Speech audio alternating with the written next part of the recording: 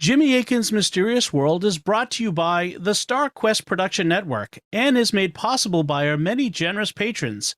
If you'd like to support the podcast, please visit sqpn.com/give. You're listening to episode 282 of Jimmy Akin's Mysterious World, where we look at mysteries from the twin perspectives of faith and reason. In this episode, we're talking about announcing dreams. I'm Dom Bettinelli, and joining me today is Jimmy Akin. Hey, Jimmy. Howdy, Dom. Let's suppose you're a prospective mother or father. You have a dream in which a being of light appears to you and tells you you're going to have a child. The being tells you whether it will be a boy or a girl, tells you what hair color it will have, and even tells you the child's name. Or perhaps you have a vision of your future child, and you learn all those things directly from the child. Or maybe you hear a voice and learn these things. Perhaps you see what's going to happen to the child at birth or in infancy or later in life. All of these are examples of announcing dreams and related phenomena, and they're surprisingly common. What are announcing dreams? What kinds of related phenomena occur and what causes them? That's what we'll be talking about on this episode of Jimmy Akin's Mysterious World. Jimmy, what do we need to say to begin discussing today's mystery? Today we're discussing mysterious phenomena that occur in connection with children coming into the world, such as before and during pregnancy. But as always on Mysterious World, we're going to be keeping things clinical and seeking to keep things discreet and as family-friendly as possible. As a result, we will not be discussing the mechanics of what husbands and wives do to have a baby. However, we will refer in a very general way to it, since babies are born as a result of the love of a husband and a wife. We will refer to this as making love, but we're not going to go any further into it than that. So that's what parents need to know about today's episode. We're going to be very discreet.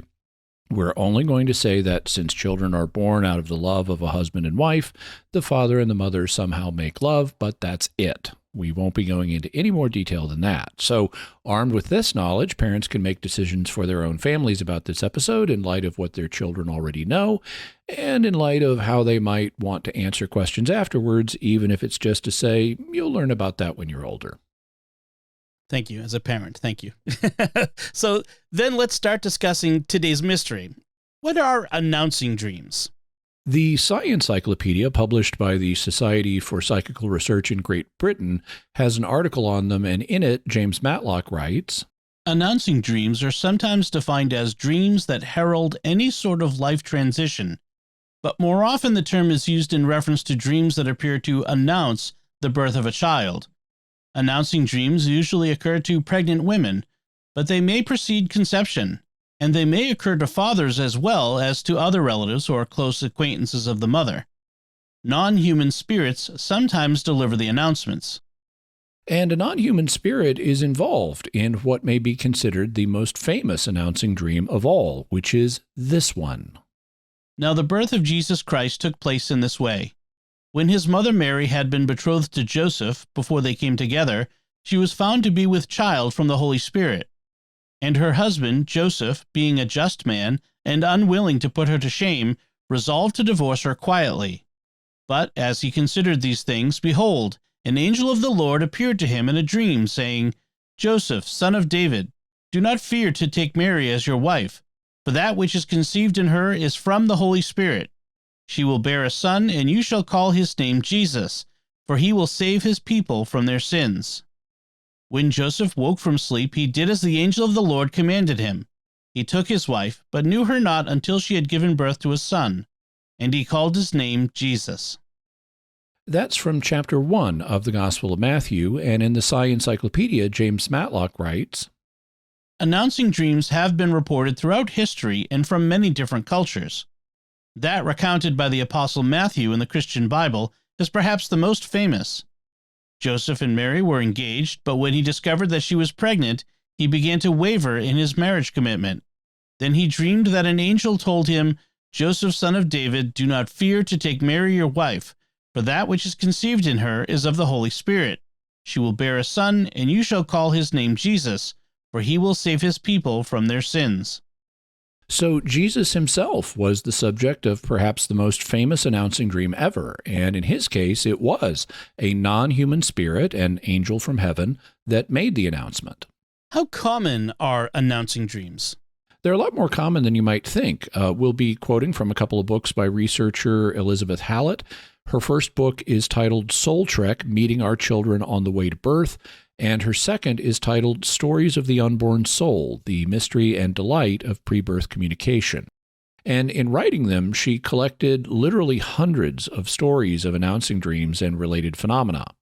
Also, announcing dreams occur all over the world. For example, in Soul Trek, Elizabeth Hallett writes, Sheila Kitzinger, in her book Women as Mothers, describes how Jamaican women expect a fertility dream to occur when they have conceived. The dreams are said to involve symbols of abundance, such as shoals of fish or ripe melons. So in Jamaica, women even expect to receive a dream when they've conceived a child. Announcing dreams also occur in some tribal cultures, like the Tlingit of Alaska that believe in reincarnation. And in some cultures, someone may have an announcing dream that a departed soul is going to come back and be born to a new mother.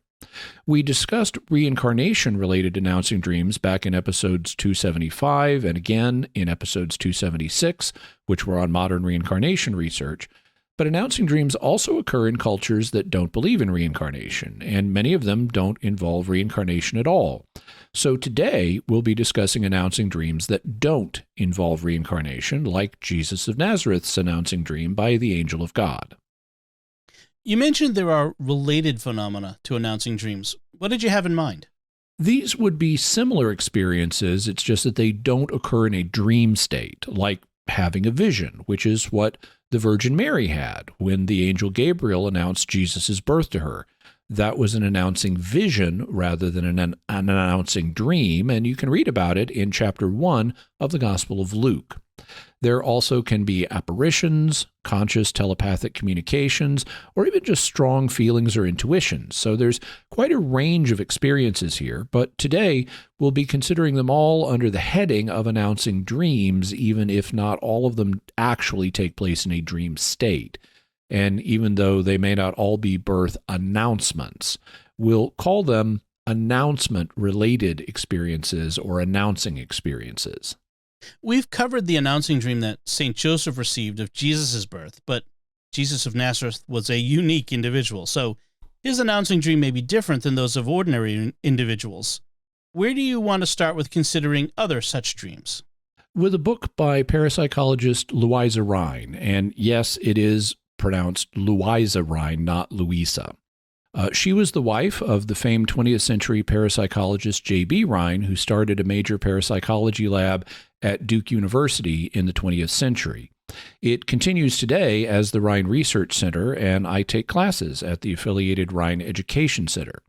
We'll talk more about J.B. and Louisa Rhine in future episodes, but back in the early 20th century, J.B. was working at his lab at Duke, and Louisa was bringing up their children at home.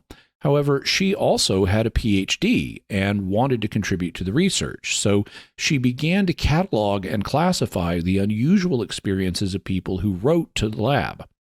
In 1961, for example, she published some of the results in a book called Hidden Channels of the Mind. When I was researching this subject, I wanted to see if any announcing dreams had been appearing in this research, and they had. Hidden Channels of the Mind contains multiple accounts of announcing dreams, so they were recorded fairly early in the history of modern parapsychology, and here's one of them from that book. A couple in Pennsylvania, waiting vainly for years for a child of their own, had finally applied for a baby to an adoption agency. After some more long waiting, a call had come of a prospective baby for them to see. The night before they went, the woman says, I prayed that the Heavenly Father would show us in some way whether or not the little boy we would see was the one God really intended us to have. That night in a wonderful dream, I saw a head of golden curls nestled on my husband's shoulder. In the dream, I didn't see the child's face, but I knew he must be around 2 years of age. I wondered about this because we had hoped to get a much younger child. The next day at the agency, we were just being ushered into a room when we saw a nurse removing a cap from a head of golden curls. Before the nurse turned our little Jimmy around, even, so I could see his big brown eyes and rosy cheeks, I said, "Oh, He's the one."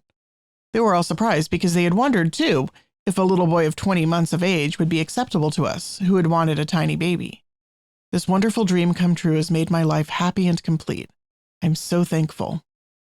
One of the things that's interesting about this announcing dream is that it didn't concern a biological baby of the couple in question.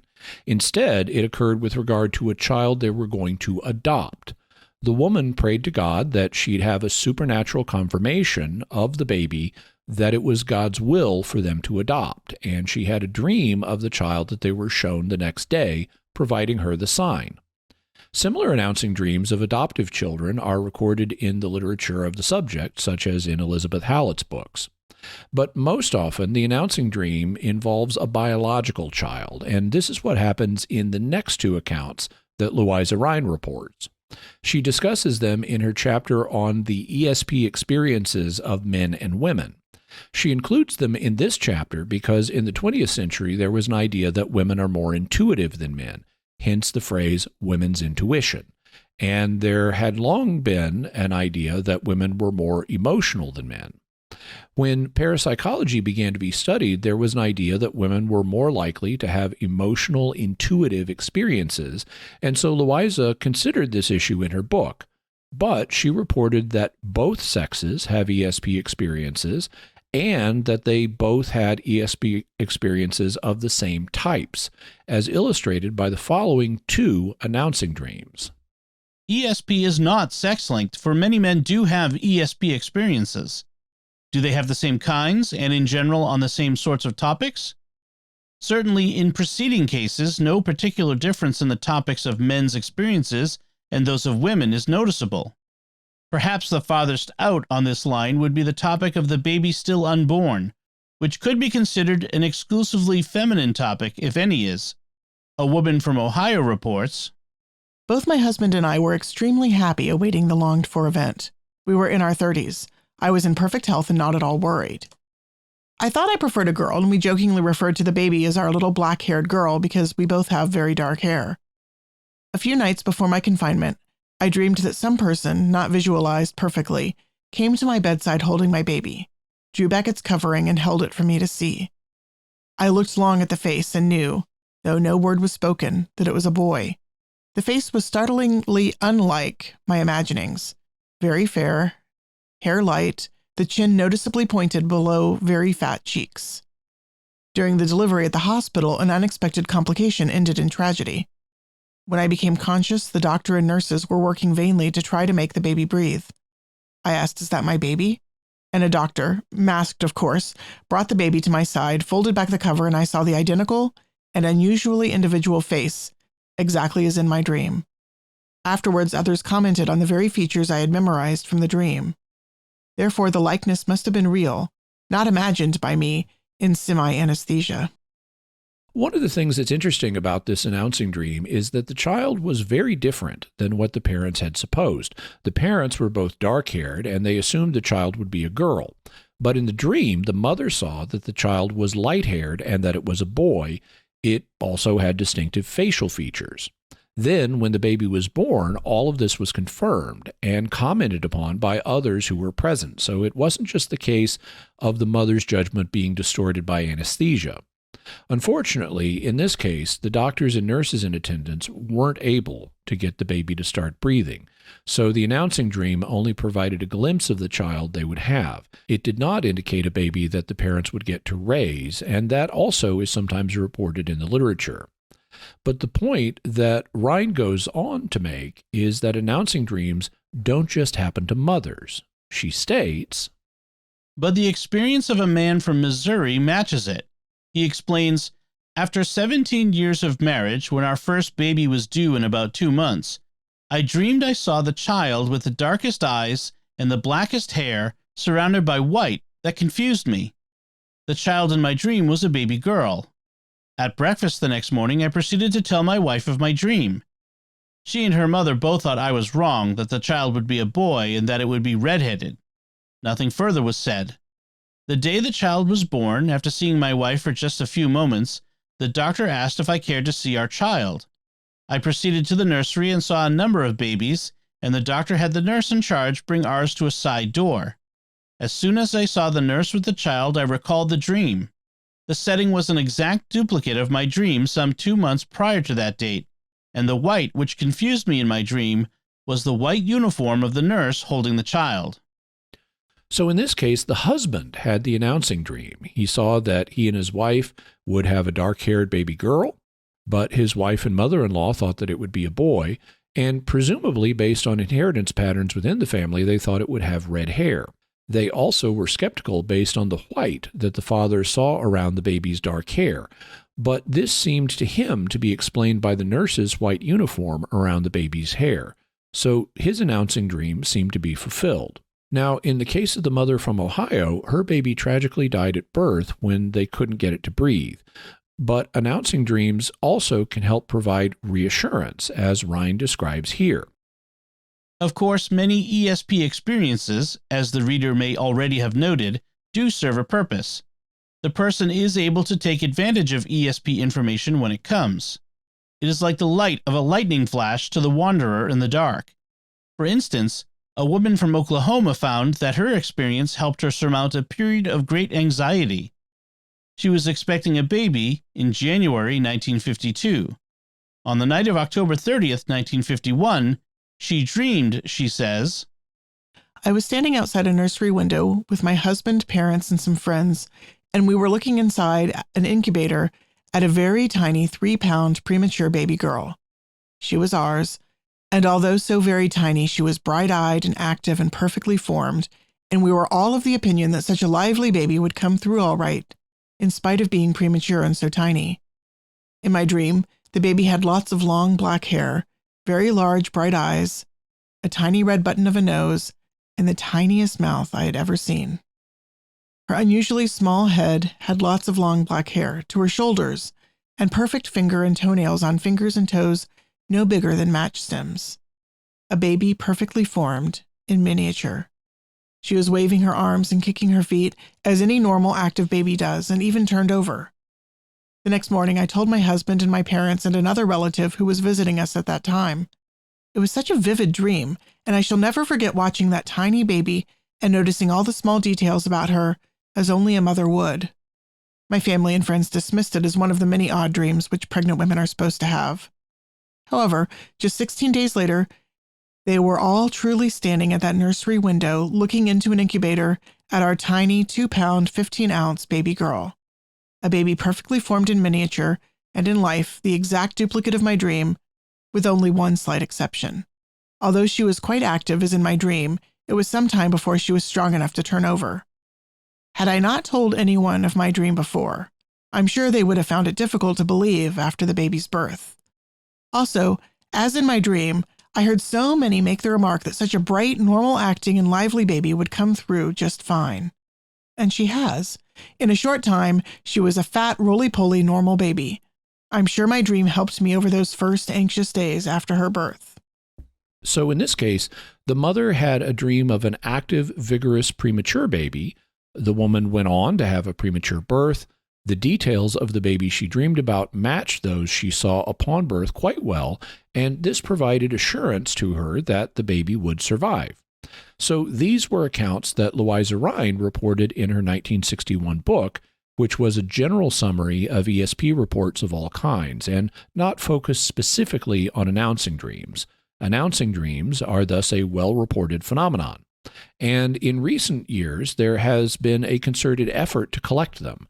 Leading this effort has been a woman named Elizabeth Hallett, who has published the 2 books on the topic that we mentioned, and she collected accounts from literally hundreds of people. She also categorized them into chapters based on the type of experiences people reported, and she put the chapters in a kind of rough chronological order so they walk through the experiences that occurred before the baby was conceived, to after the baby was conceived, to the point of birth, and even after the birth. What would an announcing dream or a related phenomenon that occurred before the baby was conceived be like? Can you give an example of that? Hallett gives a particularly striking account in her second book, Stories of the Unborn Soul. She reports the case of a woman named Jill who perceived the presence of her child before conception. She writes, A few months ago, my fiancé Rob and I were lying in bed and simply relaxing. We began kissing and were both inspired to move on to bigger and better activities. All of a sudden, I had the most beautiful, warm, and tingly feeling. I knew I had felt a child, our child, in the room with us. I immediately stopped Rob and said, "If we make love right now, we are going to have a baby." I was surprised when he said, "I know." Rob and I both felt nothing extraordinary in a physical sense, maybe just a warmth or, for me, a ticklish feeling in my uterus. It was more an emotional, spiritual experience for us. The cool thing is that, although it was amazing, it wasn't a foreign feeling at all. In fact, we agreed the feeling was familiar and totally unique at the same time. It was literally like a wash of a loving, powerful, and familiar presence over us. From what we can determine, we felt very similar things, and at the same time. So both Jill and Rob perceived the presence of their child before conception. It was as if the spirit of the child was in the room with them, and they knew that if they made love, they would conceive the child and become parents. What is especially interesting is that they decided not to do so at this moment, but at a later time. Jill writes, "At that moment, we chose to wait. Since then, we have talked about that spirit who visited us. We both agree that it was a girl. I've had contact with her since then through images in my mind's eye. We plan to get married and move to Hawaii within the next year and then begin our family. The most recent contact she has made with me was to tell me her name. Rob and I were confident she would make her name known to us, and she did. I wasn't really thinking about names, and then her name just popped into my head, and I knew. I said it out loud. Laurel. It sounded so right. I told Rob that she had given me her name, and he asked what it was. I was too afraid to speak it to him. What if he didn't like the name she'd already chosen? So I spelled it for him, and he said it, and a huge smile came over his face. He knew it was perfect. Laurel Evelyn Butterworth. Rob and I have discussed the reasons we are blessed with these meetings. We think it is simply because we are open to them, and we live in a space of love, at least some of the time. We know that we are the conscious creators of our lives, and that a child will be consciously welcomed into our lives in perfect timing. We respect our child's spirit as a powerful being, and we respect her choice to be with us. She will be an equal partner in our decision to have her join us in this realm." So Jill and Rob both perceived that the spirit was that of a girl child. Jill believed that the child's spirit was periodically in contact with her, even though it hadn't been conceived yet. They believed that the child would reveal the name it wanted to have. Eventually it did, and they both felt the name was appropriate. And then eventually the child was born. About 2 years later, Jill announced, "I am happy to say that Laurel Evelyn has indeed joined us and is now almost 7 months old. She's exactly as she told us she would be, and just how I saw her in my mind and dreams." So, at least as things appeared in this experience, the prospective parents sensed the child who would eventually be born to them. They decided not to have the child immediately, but Jill said she had periodic contact with the child. The child said what name she wanted. Eventually, the parents did conceive her. The child did turn out to be a girl, and they believed it to be the same one that they had had contact with prior to conception. There are other similar situations. In some of the cases that Hallett reports, a woman may receive a vision of more than one of her future children. One of them will be born soon, and the other will be born later. And they both have the characteristics seen in the initial vision of them. These experiences occur before conception. Does anything in particular take place when conception occurs? It can. Many women in these accounts report knowing it as soon as they've conceived. Some even report the moment of conception, which can be up to a few days after making love, being attended by an unusual phenomenon that is perceived mentally.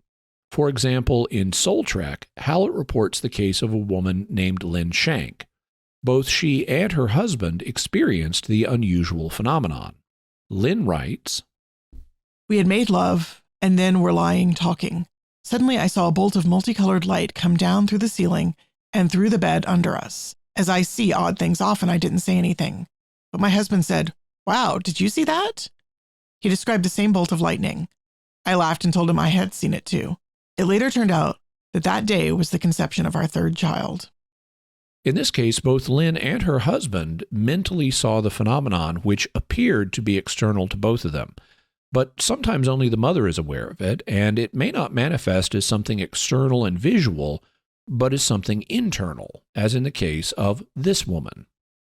I knew precisely when I was going to get pregnant.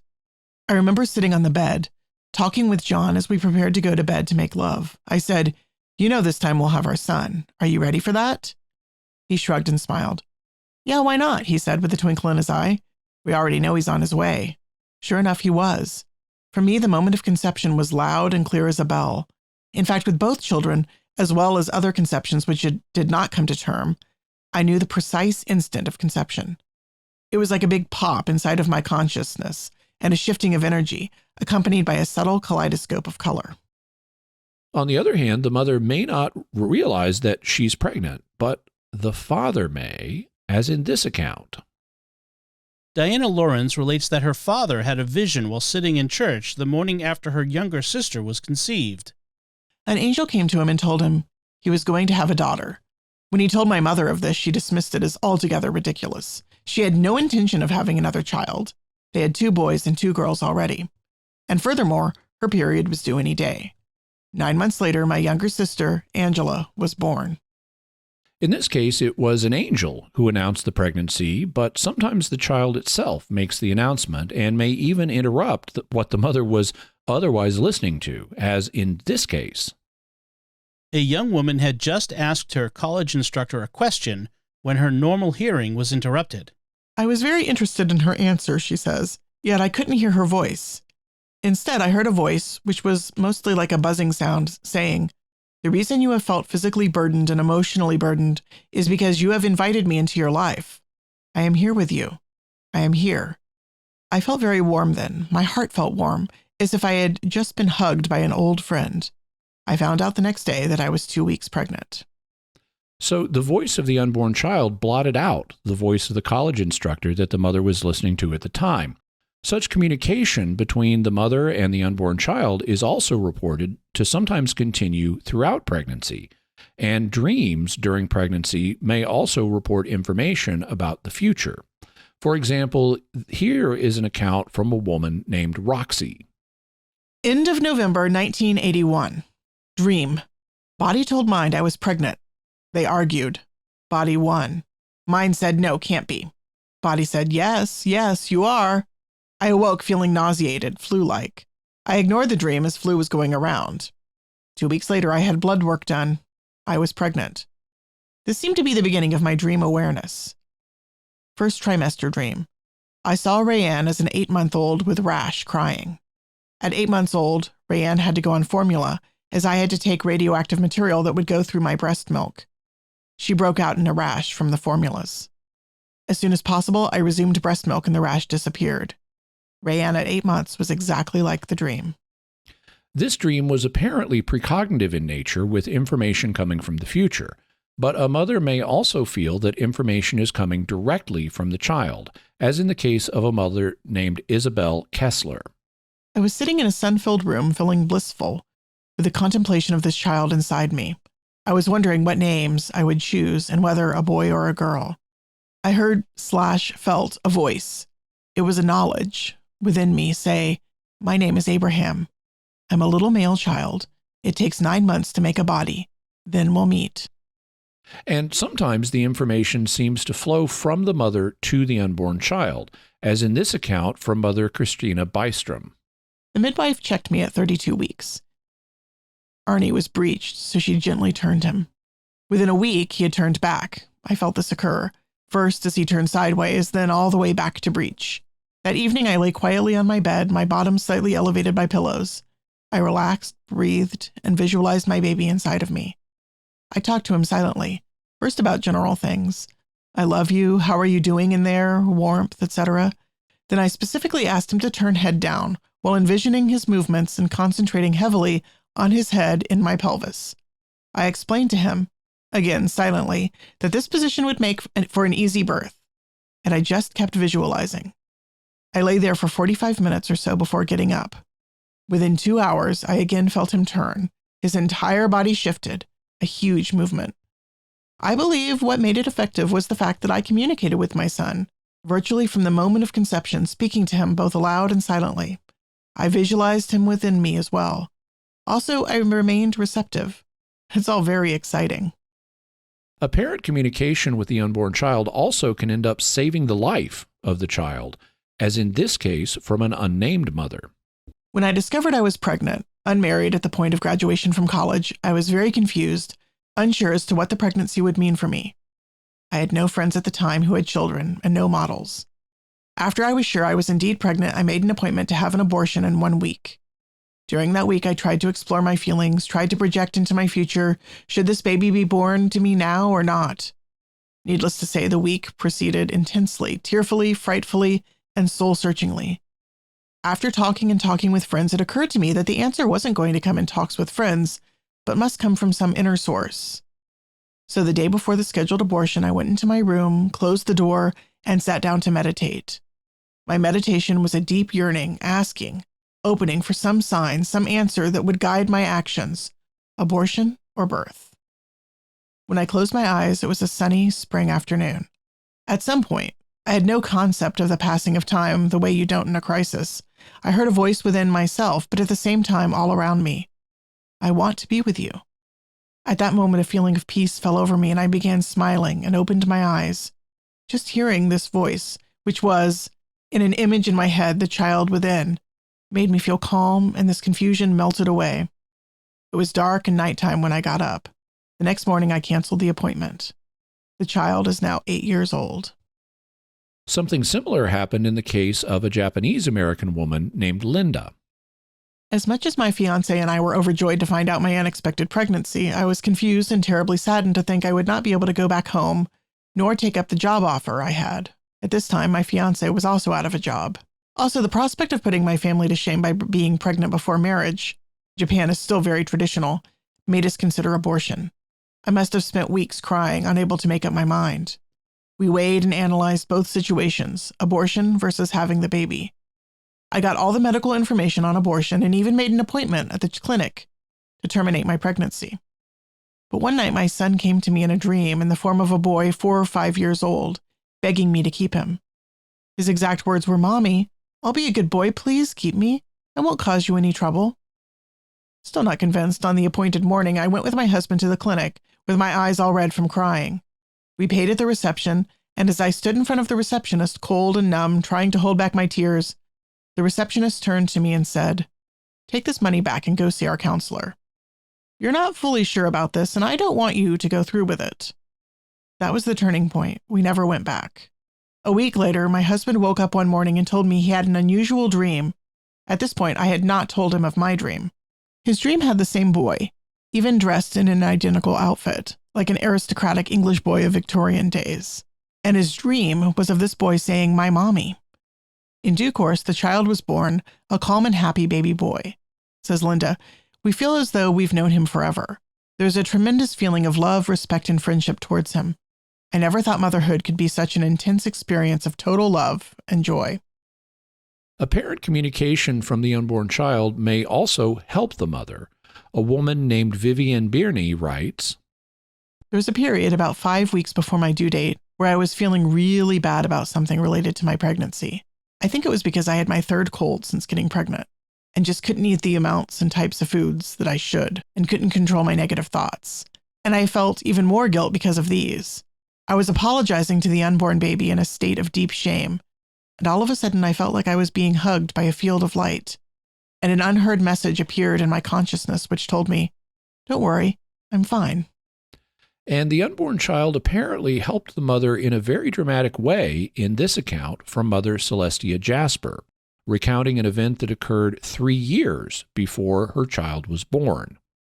My husband and I were returning from Minnesota to Montana after spending a disastrous Christmas with my family. My mother had died the summer before. We were anxious to get to our cabin in the Swan Valley, so we drove night and day, even though the weather was extremely cold. We stopped in Great Falls for gas and were warned not to cross Rogers Pass because there was wind and extreme cold. Being young, we went along anyway. After crossing the pass, we stopped for a cheeseburger and fries. It was about 9 p.m. As we started up the Swan Highway, we encountered a snow-packed highway. As we came around the corner down the hill toward Salmon Lake, a large amount of snow blew off the bank above us, causing a glare of snow and lights. I thought a car was coming toward us, so I swerved, overcorrected, went into a spin, and flipped once and landed on our wheels in the Stillwater River. We were in a Volkswagen Bug. Jasper tried to paddle the car with the snow shovel, but we were in a small whirlpool and just went around in circles. He climbed out the window into the river and got the spare tire out of the trunk for me to float on. He swam for shore, and I tried to push off from the car on the tire. Unfortunately, the tire was attached so that I couldn't use it for flotation as it was going down with the car. By this time, I was ready to give up. Death seemed a treat. I thought I would see my mother again. Jasper hollowed at me from shore and then seemed to disappear under the ice. I resigned myself to an easy death. Then I heard, "But I haven't even been born yet." This didn't seem relevant at the time, but a hand or a force or whatever seemed to grab me by the collar of my jacket, and much as a cat carries a kitten, propelled me to shore. Later, when we had broken into a cabin and were running out of energy, I woke up and seemed to hear the same admonition. "I'm not born yet." We were rescued in the morning. In 1971, Frank James was born. The first night I was home with him, he woke in the night to be fed. As I nursed him, I had a vision back into the past of my mother, grandmother, and so on, nursing their children, and I felt connected to this pattern or plan. Then I knew it was Frank James who had spoken the night of the accident. So in this case, it would appear that the child who hadn't even been conceived yet psychokinetically grabbed his drowning mother and propelled her to safety on the shore, which would be quite a dramatic experience. There's also this account, which is of an incident that occurred during the pregnancy of a woman named Isadora Paymer. When I was 3 months pregnant with my son, there was wild thumping and bumping in the walls at night. It sounded like pictures were falling off the walls, but nothing had fallen. The first time it happened, my husband sat up in bed and said, "What's that?" And I said, "It's just the baby, go back to sleep." Normally, hearing a noise like that would have caused him to search the house for burglars, but he believed me. After a few nights of this, we were getting fed up, so he talked to it through meditation and told it to stop. It did. My son is 3 years old now, and I recently asked him about this. He has a wonderful memory and remembers his experiences in the womb. I swam around and drank water. It was red in there. He said that he banged on the walls of the house because he was bored. He was a very active, colicky baby. And I think this was just another way for him to exercise his overactive nervous system. What Mrs. Paymer describes is classic poltergeist phenomena, and she somehow perceived that the unborn baby was the cause.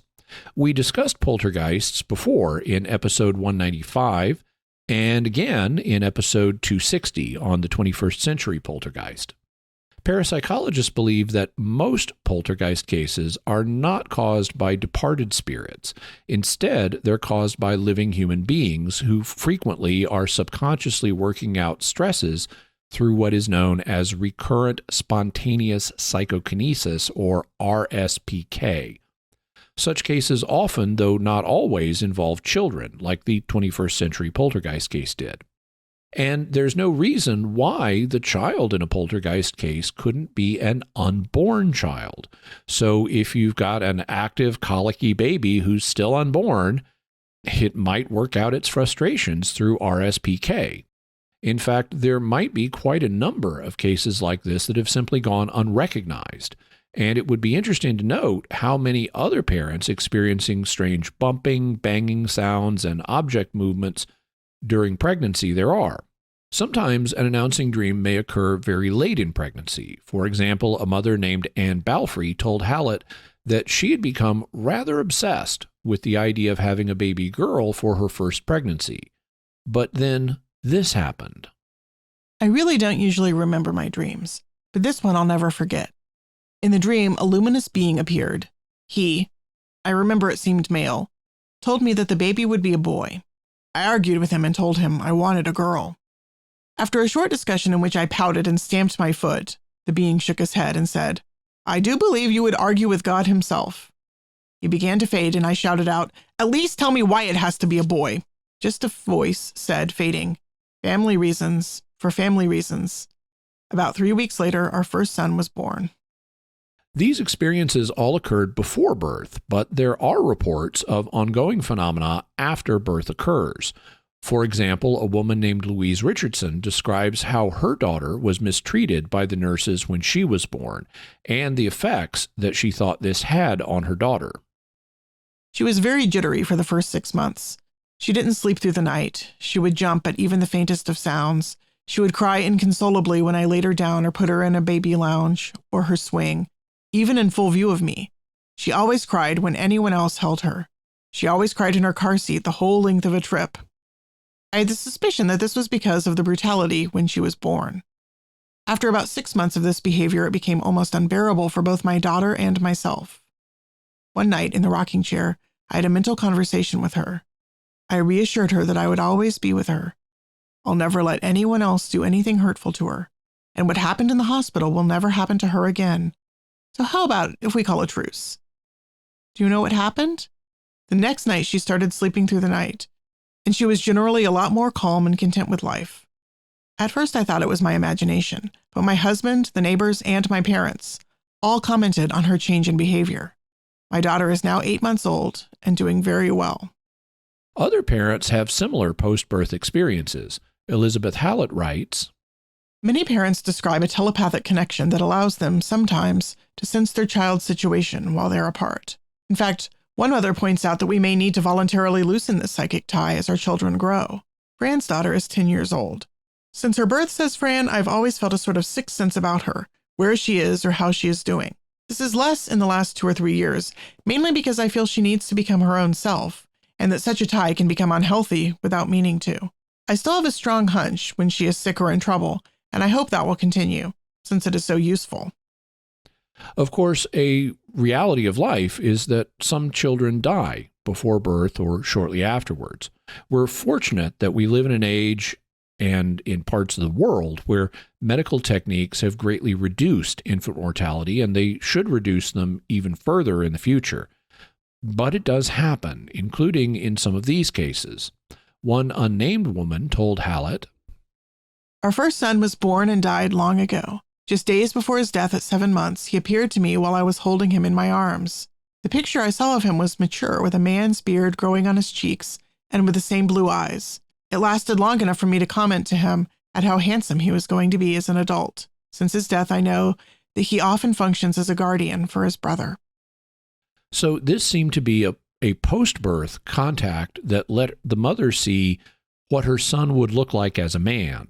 Only since he died shortly thereafterwards, in hindsight, it seems to be an assurance that death would not be the end of his existence and that he would not always be stuck in the form of a baby. She believes that now he functions as a guardian for his new brother, perhaps as a saint praying for him in heaven, which would be exactly the sort of thing that a family member who has gone to heaven would pray for, the safety of their fellow family members who are still on earth, which makes a good transition to the faith and reason perspectives. So, before we get to those, we'd like to take a moment to thank our patrons who make this show possible, including Charles K., Dr. P., Craig H., John Z., and Jeff F. Their generous donations at sqpn.com/give make it possible for us to continue Jimmy Akin's Mysterious World and all the shows at StarQuest. And you can join them by visiting sqpn.com/give. Jimmy Akin's Mysterious World is also brought to you in part by The Grady Group, a Catholic company bringing financial clarity to their clients across the United States, using safe money options to produce reasonable rates of return for their clients. Learn more at GradyGroupInc.com. Jimmy Akin's Mysterious World is also brought to you by Great Lakes Customs Law, helping importers and individuals with seizures, penalties, and compliance with U.S. customs matters throughout the United States. Visit GreatLakesCustomsLaw.com.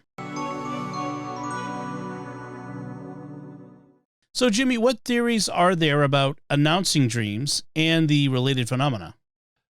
There are two basic kinds of explanations that we need to consider: normal explanations and paranormal ones. As with any paranormal investigation, we need to consider normal explanations first, since they're statistically the most common if you don't have additional evidence, and then only resort to paranormal ones to the extent that normal explanations don't suffice. When it comes to normal, natural explanations, there are several that we need to consider. First, there's random chance. Second, we need to consider other things besides random chance that could produce these experiences, including hoaxes, psychosis, and misperception, which could have a number of causes. And then there are paranormal explanations, which include things like precognition, telepathy, and the agency of human or non-human spirits. What can we say about announcing dreams and related experiences from the reason perspective? Is there a potential danger if we just assume that these have a paranormal explanation when they actually have natural ones? Yes, there is. And this is one of the things I really appreciate about one of the chapters in Elizabeth Hallett's book, Soul Trek. Smack dab in the middle of the book, she has a whole chapter called Reservations, in which she cross-examines these experiences. And one of the things she does is give a warning about superstitiously treating them as if they're all automatically paranormal. To set up this warning, she considers the following case of an unnamed mother who wrote, I was 4 months pregnant, and in a dream, the spirit of the baby I was carrying came and said she was sorry, but she had made a mistake, and now wasn't the right time to come, so she was going to leave. It scared me so much I went and had an abortion because I didn't know if I could bear a miscarriage. I wanted that baby so bad. So the woman had a dream where the baby said or appeared to say that she was going to miscarry. And the woman was so afraid of having a miscarriage that despite how much she really wanted the baby, she didn't wait for the miscarriage to occur and she aborted the child.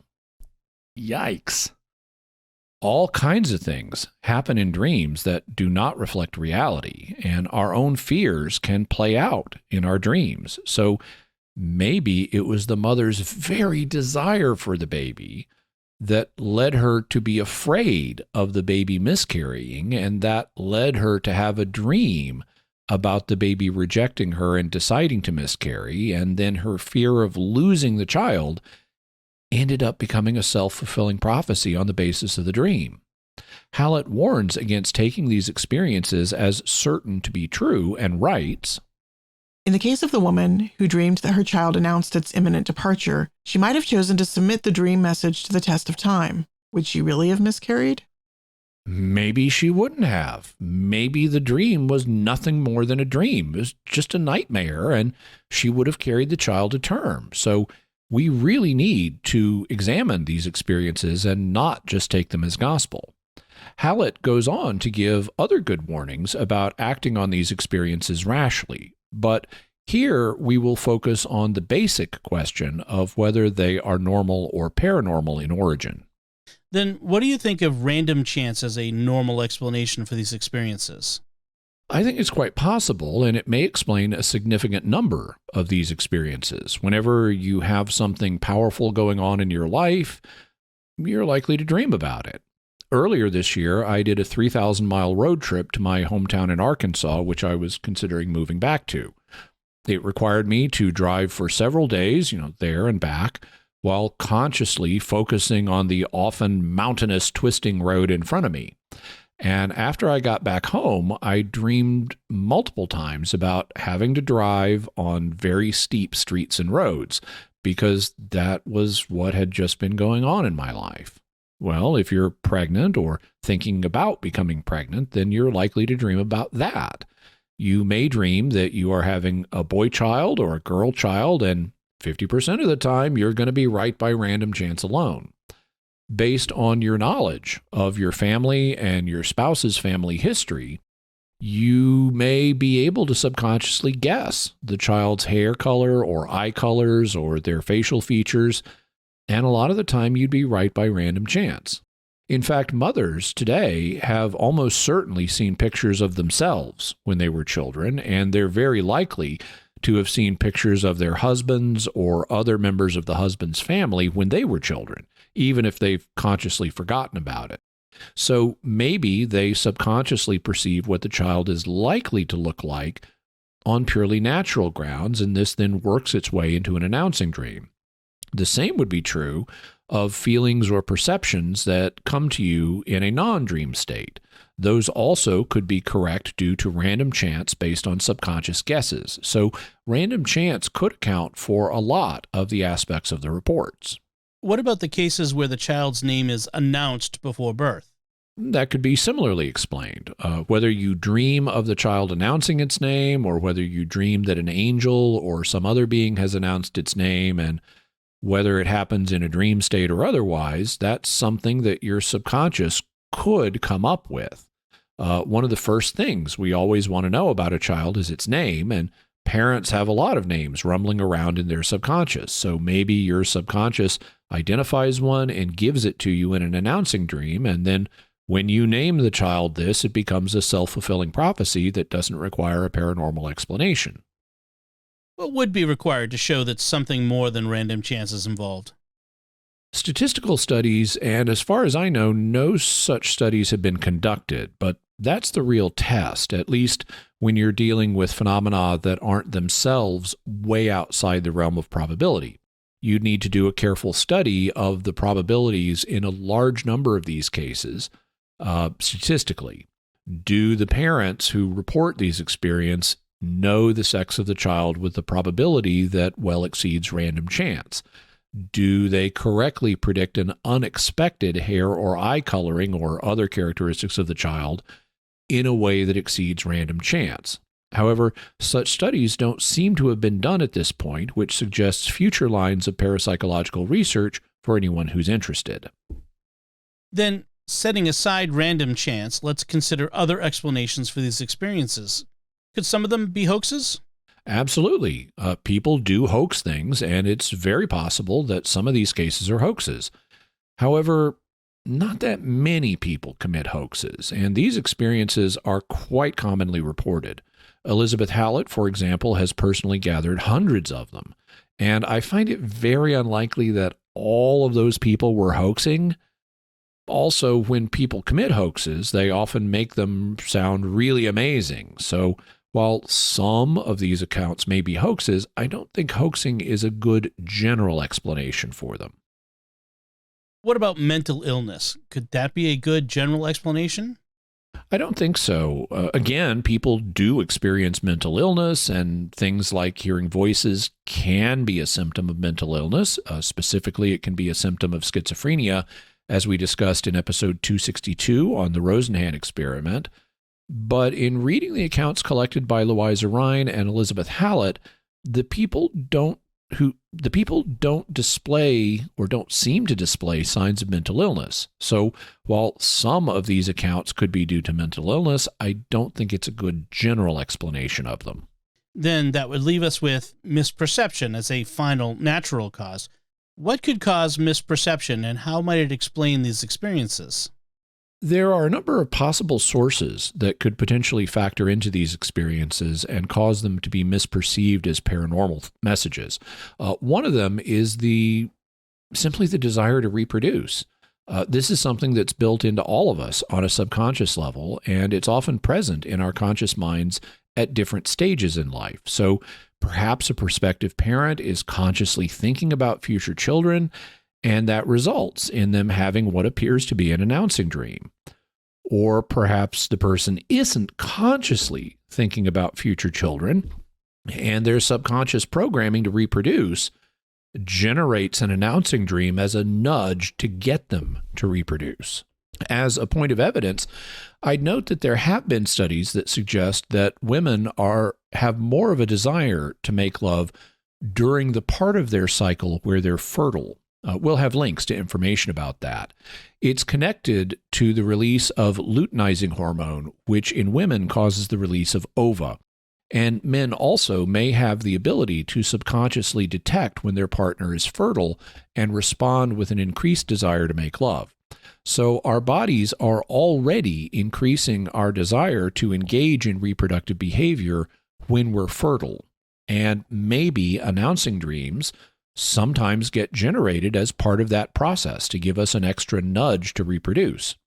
That's why we need statistical studies conducted to establish that something beyond random chance is involved based on our native biology and psychology.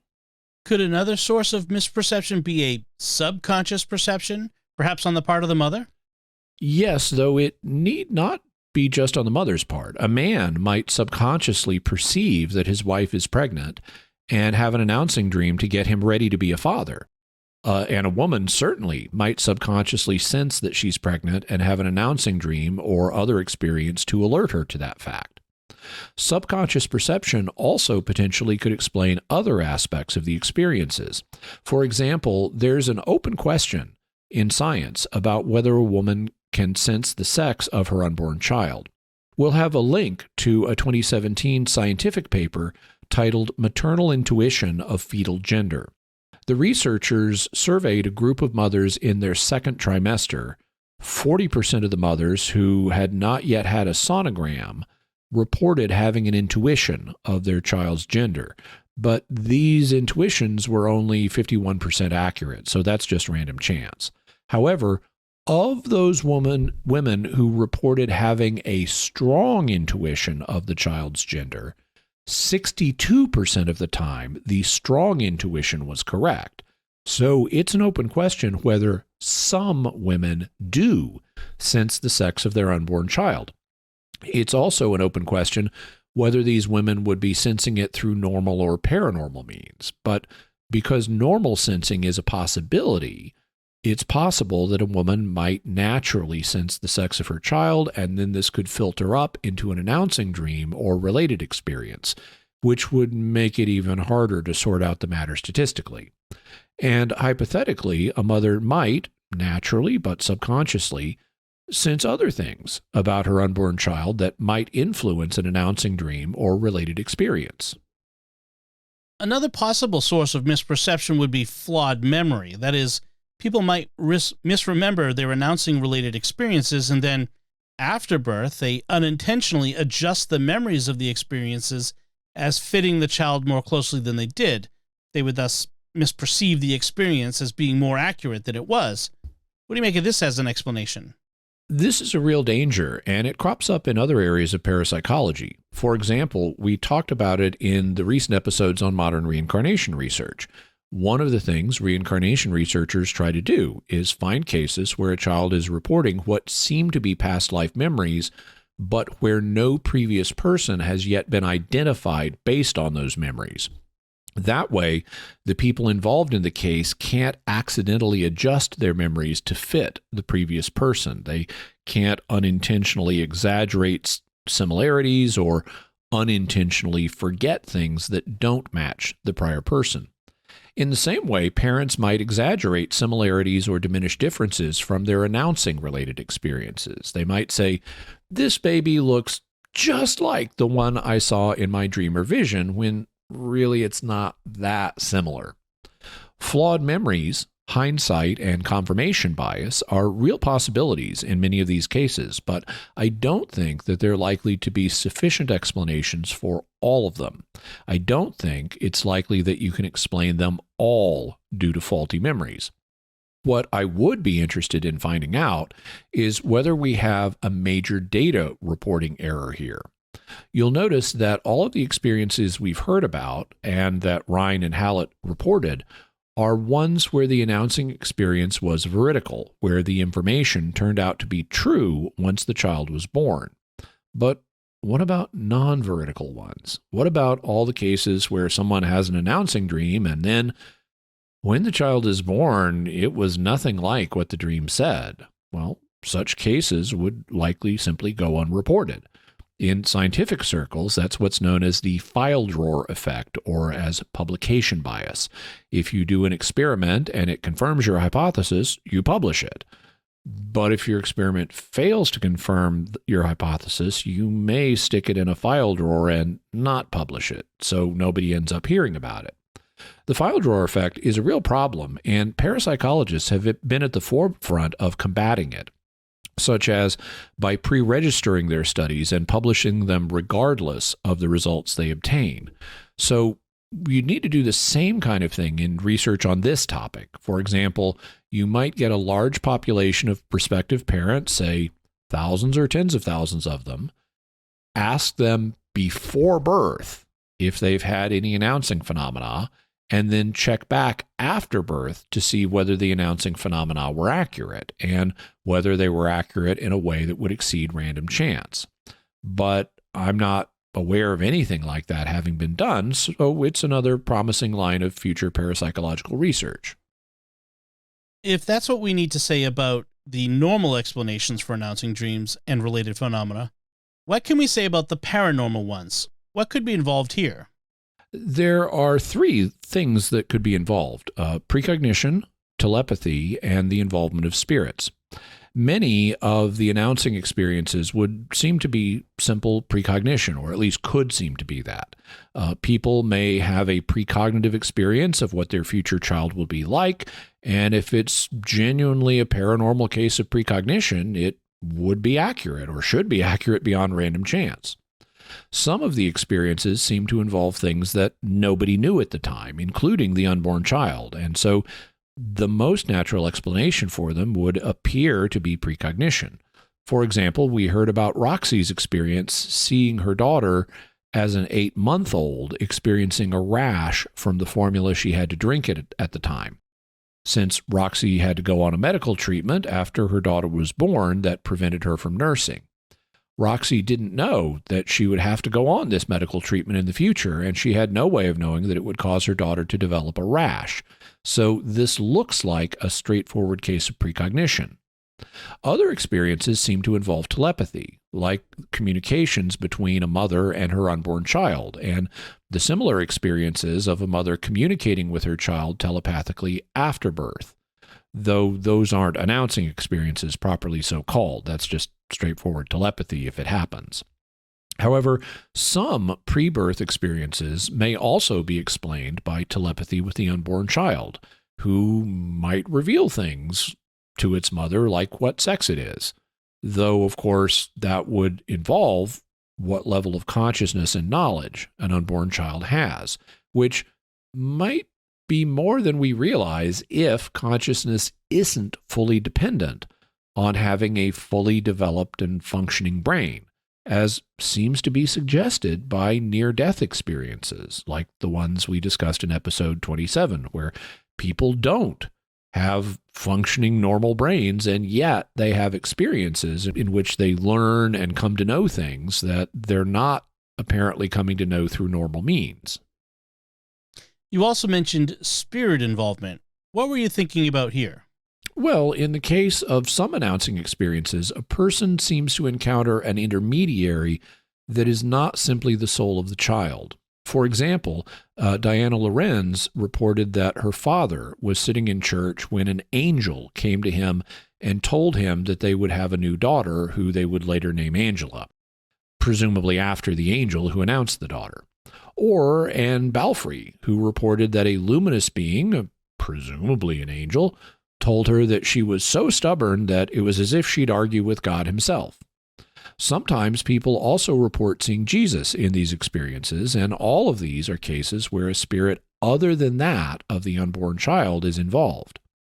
Then there are cases where the spirit of the child apparently manifests prior to conception, so this is at least apparently a human spirit, but it isn't an incarnate human spirit yet, like the one that Jill and Rob sensed they would become parents to if they made love that night, and that they believed they did later become the parents to. Or, in the case of Celestia Jasper, she believed that the spirit of her future son psychokinetically yanked her out of a river 3 years before he was born. What does parapsychology have to say about experiences like this? As a scientific discipline proceeding from the reason perspective rather than the faith perspective, parapsychology doesn't have a position on the existence of angels or the role of Jesus of Nazareth. However, it doesn't have a problem in principle with the idea that non-human spirits like angels exist, or that they may, or religious figures like Jesus or Buddha or whoever, may be involved in human affairs. That's a matter of faith, not of science. It certainly doesn't have a problem with the idea that human spirits exist. Many parapsychologists study evidence concerning the existence of human spirits, and from the scientific perspective, the discipline of parapsychology doesn't have a problem with the idea that human personalities or human spirits may exist before conception. Now, some parapsychologists may not believe in human spirits or non-human spirits or religious figures. Some don't. Some are purely materialists. In fact, one of the classic problems in parapsychology is figuring out how to show that a spirit of any kind is involved, or whether you're just watching a demonstration of psychic abilities by the living. But from an overall perspective, the field of parapsychology doesn't reject any of these possibilities. At this point, we're transitioning into the faith perspective. So what can we say about announcing dreams and related experiences from the faith perspective? Are they possible? Well, they're definitely possible from the faith perspective. We started off with Joseph's announcing dream of Jesus, which is perhaps the most famous announcing dream of all time. So they can definitely happen. And Joseph's experience is far from the only one in Scripture. In fact, they're more common in Scripture than you might realize. To name examples off the top of my head without doing a lot of research to see if there are others, well, the patriarch Abraham and his wife Sarah had an announcing experience where God and two angels showed up, and God said that Abraham and Sarah would have their son Isaac. The prophet Isaiah told King Ahaz about the birth of a child who would be a sign to him that he would not be defeated by his enemies, and that child was possibly his own son, the future King Hezekiah. In the New Testament era, the priest Zechariah had an announcing experience where the angel Gabriel foretold the birth of his son, John the Baptist, and then the angel Gabriel gave an announcing experience to the Virgin Mary and told her that she would give birth to Jesus. In Scripture, we also have an announcing experience that occurs after conception. In Genesis 25, we read, Isaac prayed to the Lord for his wife because she was barren, and the Lord granted his prayer, and Rebekah his wife conceived. The children struggled together within her, and she said, If it is thus, why do I live? So she went to inquire of the Lord, and the Lord said to her, 2 nations are in your womb, and 2 peoples born of you shall be divided. The one shall be stronger than the other, the elder shall serve the younger. So announcing dreams and other announcing experiences are very possible from the faith perspective. The announcing experiences you've just listed all involve God or angels serving as mediators in the experiences. It's God or an angel that makes the announcement. What would the faith perspective say about announcing experiences that seem to be psychic in nature? Well, it could be that God or angels or saints are also causing these experiences, but in a hidden way so that the parents don't realize it. However, as we've discussed in previous episodes, the Catholic faith doesn't have a problem in principle with the existence of psychic abilities. We discussed aspects of that in episode 79 on religion, magic, psychic phenomena, and science. We also discussed it in episodes 105 and 106 on St. Thomas Aquinas and the occult, and we discussed it in episode 246 and especially in episode 247 on dowsing. As I've often mentioned, doctors of the Church like St. Augustine and St. Thomas Aquinas believed in what we would call precognition, which St. Thomas called natural prophecy to distinguish it from the supernatural prophecy that comes from God. St. Thomas also believed in the psychic ability we would call psychokinesis, and specifically in the form of psychokinesis called distant mental influence on living systems, which was his explanation for how the evil eye works. So the faith doesn't have a problem in principle with the idea that psychic powers may exist. That's a question to be settled by science from the reason perspective. And if God has built psychic abilities into human nature, then there's no reason why abilities like precognition and telepathy couldn't be responsible for the announcing related experiences that we're discussing today. If psychic functioning is real, would that mean that people who don't have faith could also have announcing experiences? It certainly could, and even if you concluded that psychic functioning isn't real, people of any faith or no faith might have such experiences. They might have them for purely natural reasons, or they might have them because God loves everyone. We're all his children, and he or one of his angels might cause any set of prospective parents to have such an experience. And if psychic functioning is real, the parents' own psychic abilities might produce them. Certainly, there doesn't appear to be a religious bias in the current literature. The most extensive work on the subject seems to have been done by Elizabeth Hallett, and she surveys accounts from people from a wide variety of faith backgrounds. Some are Christian and some aren't. Some are religious in another faith tradition and some aren't. She's a registered nurse, and she seems to have lots of connections with the natural birth and midwife communities. And a lot of the accounts she reports are from people with a New Age or Native American religious perspective or a mix of perspectives. Each person puts an interpretation on the experiences based on their religious background, but they don't seem to be associated with any one religious background. Now, let's talk about the cases where spirits seem to be involved. Obviously, from the faith perspective, there's no problem if God or angels are involved. We've seen examples of that in Scripture. And there's no problem after conception when the spirit of the child definitely exists and might communicate with its parents. But what about the experiences we've heard about that were before conception and the child's spirit at least seemed to be to the parents to be involved? What would the faith have to say about those? Well, of course, it could just be precognition or a vision of the, related to the future that the parents are happening, and they're misinterpreting it as this is the spirit of my future child when really it's a vision. But here we go. The idea that spirits exist before conception is known as the preexistence of souls. It's also sometimes called pre-existentialism. It was an idea that was held by at least some pre-Christian Jews, such as the Jewish philosopher Philo of Alexandria. A version of it also appears to have been accepted by the Jewish sect known as the Essenes, who were commonly regarded as the authors of the Dead Sea Scrolls. And it was also held by some early Christian thinkers, such as the early Christian writer Origen, who lived in the late 100s and early 200s, and by various others. This view also was rejected by many in the church. However, I've done a careful study of the subject, and much to my surprise, it doesn't appear that the view itself has been condemned by the church's magisterium. You can find a couple of local councils, not ecumenical councils, that rejected one version of pre-existentialism. One of the councils was a local council held in Constantinople in AD 543, and the other was a local council held in Braga, Portugal in AD 561. Because both of these were local councils, they don't automatically have authority for the whole church, and the teaching hasn't been repeated in centuries, so it may have fallen into desuetude. But even if you assume that the teachings of these councils is still authoritative and should apply to the whole church, they just aren't condemning pre-existence itself.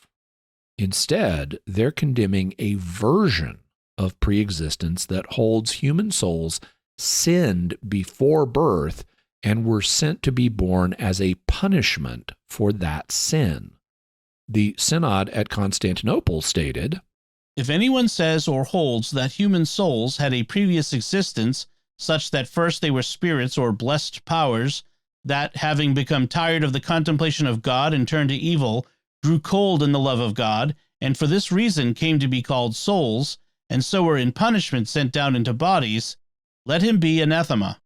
And the council at Braga stated, "If anyone says that the human souls first committed sin in the heavenly abode, and for this reason were thrown down on earth into human bodies, as Priscillian has said, let him be anathema." So neither of these local councils was condemning the idea of pre-existence itself. They were condemning the idea that souls were exiled to bodies because of sin they committed in the heavenly realm. And this isn't what's being claimed for encounters with the spirits of children before conception. So, rather surprisingly, given what many people have heard, including me, these experiences don't actually seem to fall afoul of church teaching. What's more, and also rather surprisingly, there's even a passage in the Book of Wisdom that at least sounds like it envisions the pre-existence of the human soul.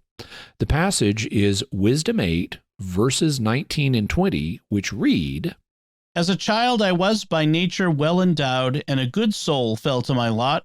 or rather, being good, I entered an undefiled body. So the author says that being good, he entered an undefiled body. That certainly does not support the idea that we were sent into bodies because of sins in the preexistence. On this passage, the Anchor Bible Commentary states, This verse is as clear a statement of the concept of pre-existent souls as one could wish, and there is no need to explain it away as many commentators have done. Now, I want to make it clear that other commentators have disagreed and have interpreted this passage in other ways, but at least on its face, it can sound like it's teaching the preexistence of souls. What does the Catholic faith teach about the origin of souls? According to the Catechism of the Catholic Church, the Church teaches that every spiritual soul is created immediately by God. It is not produced by the parents, and also that it is immortal. It does not perish when it separates from the body at death, and it will be reunited with the body at the final resurrection. This passage in the Catechism also refers in a footnote to Pius XII's 1950 encyclical Humane Generis, where Pius XII also teaches that the soul is created immediately or directly by God. But neither the Catechism nor Humane Generis say when God did this. My own view has always been that it happens at the moment of conception. The rational soul is the form of the body that keeps it alive, and we have living bodies from the moment of conception, so we must have rational souls from that point forward. However, despite the fact that my view has long been that God creates our soul at the moment of conception, church teaching, to my surprise, doesn't seem to eliminate the possibility that God created our souls at an earlier point. And so it doesn't seem to rule out the possibility that parents may be having encounters with the soul of their future child who has not yet been conceived. Suppose that your long-held view is correct, that souls are created at the moment of conception. What would that mean for these experiences? Well, it would mean that they have been misinterpreted in some way. Perhaps they happen to be ones that have normal causes and nothing paranormal is actually going on in these experiences. Or perhaps something paranormal is going on and the parents are just mistakenly interpreting it as an encounter with the soul of their future child when really it's something else. For example, perhaps they're experiencing precognition of what their future child will be like, and they're mistakenly interpreting it as the presence of their child's spirit. Or perhaps they're being given a supernatural vision of their child and interpreting it not as a vision of the future, but as the current presence of that child. What about Celestia Jasper's experience? If she was psychokinetically yanked out of a river, that would be more than precognition. Yes, but if she was psychokinetically yanked out of a river, that doesn't mean it was her future child doing it. Perhaps her guardian angel did it and communicated to her that she still had work to do in life, like having a future child, and then she misinterpreted this as a message from her future child. Or perhaps her own psychokinesis kicked in and did it. Perhaps she precognitively sensed her future child and then saved herself so that she could have him. Or perhaps she just wanted to have a child before dying and did it herself. And then she interpreted this as having been done by the child. Or perhaps it was her husband's psychokinesis that did it for parallel reasons, because he was right there on the shore and had been trying to save her. And this is a constant problem in parapsychology. Even if something seems to be done by a spirit, like that of your future child, how do you know it isn't actually being done by a different spirit, like a guardian angel or by the psychic abilities of a living human? So I do think that there are explanations for these experiences if my traditional view is correct, and souls are created at the moment of conception and not before. Anything else we should say before we go? Writing this episode was a lot tougher than I thought it would be. I love kids, I love babies, and I thought it would just be a nice, happy story for this episode where I get to write about mysteries connected with babies. So I started reading Elizabeth Hallett's books, and there was just story after story about fathers and mothers having babies, story after story. one happy couple after another, experiencing the love and joy of having children. And the effect was it forced me to think a lot more about what I don't have. As a young man, I wanted to get married and have a lot of kids. I know I was a really good husband before I was widowed, and I think I would have been a great father too. Well, I got married, but then I was widowed, and that was the first of a series of blows that hit me in young adulthood. And it took a long time to heal, and by the time I healed and was stronger again, it looked like I'd missed my chance. I don't dwell on this. I'm a happy person, but there are occasions it can be a little tough. The worst is Father's Day. People at church, like the ushers, assume that I'm a father and wish me happy Father's Day, and I just smile and say thank you, but when that happens, it always just really gets me. One of the things that struck me in some of the stories, that some of the parents were initially very hesitant to have a child in the books that I was reading for this episode. Some of the parents were even opposed to having kids. Personally, I'd love to be able to get married again and even have children if that were possible, but I don't know that I'll be able to. So I wanted to close this episode by saying, if you're having doubts about having children, don't have doubts. Babies are awesome, so don't miss the chance to have them. If the question is whether to have children or whether to have another child, go ahead. Don't worry about whether the time is perfect. Times are almost never perfect. And don't let the perfect become the enemy of the good. Babies, new human beings, are great goods, so welcome them and have them. Excellent. I totally agree. So, Jimmy, what's your bottom line on announcing dreams? Announcing dreams and related phenomena are absolutely fascinating. Many of them may have purely natural causes. Many may be explained by random chance. Some may be explained by hoaxes, mental illness, or misperception. But at least some of them have paranormal or supernatural causes. Paranormal causes may involve precognition and telepathy, and some cases involve direct supernatural intervention, like the angel who announced the birth of Jesus to St. Joseph in the most famous announcing dream of them all. And what further resources can we offer to the listeners and viewers? We'll have links to Elizabeth Hallett's book, Soul Trek, Meeting Our Children on the Way to Birth, and her book, Stories of the Unborn Soul, The Mystery and Delight of Pre-Birth Communication, as well as a link to Louisa Rhine's book, Hidden Channels of the Mind. We'll also have a link to Jim Matlock's article, Announcing Dreams, in the Sciencyclopedia, as well as a link to that scientific study or an article about the study I mentioned, Does Ovulation Change Women's Desire After All? An article on increased drive during ovulation, information on luteinizing hormone, and that paper I mentioned on maternal intuition of fetal gender. All right. So that's it from us this time. What are your theories about announcing dreams and related phenomena?